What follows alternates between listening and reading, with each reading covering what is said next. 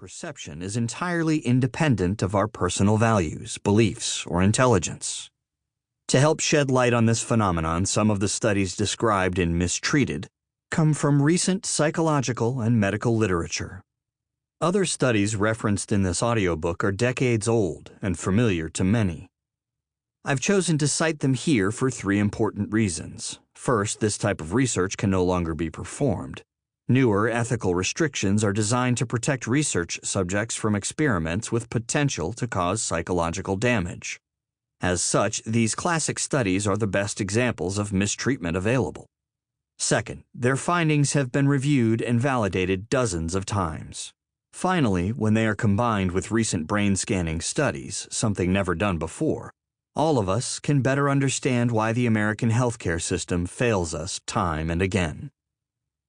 When we hear the word mistreated in the context of medical practice, we associate it with botched surgeries and flawed individuals who act dishonestly, out of greed, and with a blatant disregard for the well-being of others. Although those individuals do exist, they are the exception. This distinction is crucial. If character flaws were the central challenge facing American medicine, the solutions would be much simpler. We would select different medical students and isolate the sociopaths. But healthcare's most common failings aren't individual. They're contextual, systemic, and therefore much more problematic. Transforming the conditions of American medicine will be difficult, but possible. These chapters contain real case studies that demonstrate what's possible and help light the way. Mistreated incorporates a variety of patient anecdotes and personal stories, included with the hope of holding your interest through the more academic and policy-focused sections of this audiobook. As the song goes, a spoonful of sugar helps the medicine go down. Accounts of the patients profiled herein come from several sources. In almost all cases, real names have been altered, and when necessary, some medical details modified, to protect individual identities. The exceptions are 3 patient vignettes, originally filmed, with their permission and their doctor's approval, as part of an educational series created by the Council of Accountable Physician Practices, an organization for which I serve as chairman. Other stories and information found in this audiobook come directly from my work as a contributor to Forbes, in which I explore the intersection of business and healthcare. Throughout my career, I've had the opportunity to observe American medicine from many different angles, as a physician and a healthcare CEO, as faculty at both the Stanford University School of Medicine and the Stanford Graduate School of Business, and as the son of a man who died too young from a series of medical errors. My conclusion is that the American health system is sick.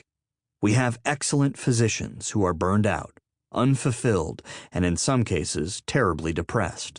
We have a number of billion-dollar pharmaceutical companies raising drug prices upward of 5,000%, operating without fear of public backlash or legislative overhaul. We have already unaffordable healthcare costs that continue to rise at twice the rate of our nation's ability to pay. And even after the implementation of the Affordable Care Act, millions of Americans remain uninsured. Last year, while writing this book, I visited the Accademia Gallery in Florence, Italy. Long lines of people waited outside to see Michelangelo's remarkable 17-foot-high marble statue of David, on his way to the battlefield, wearing no armor and carrying but a slingshot, with 5 rocks as weaponry. As a surgeon, I stood for more than half an hour admiring the sculptor's knowledge of anatomy, a remarkable feat achieved 5 centuries ago, and during a time when it was against the law to dissect the human cadaver. Each muscle had been masterfully chiseled from marble block. Even the basilic vein on the back of David's forearm was perfectly placed. 2 features, however, were out of proportion, both with clear intent. First, David's head is notably oversized, signifying the importance of discernment and choice as he sets out to face the biblical giant Goliath. Second, his hands are huge, a nod to the importance of action. In the moment, I was struck by how apt this metaphor is for American healthcare. As individuals and as a nation, we need to see what is happening, decide to do something about it, and take action. Adjacent to David is another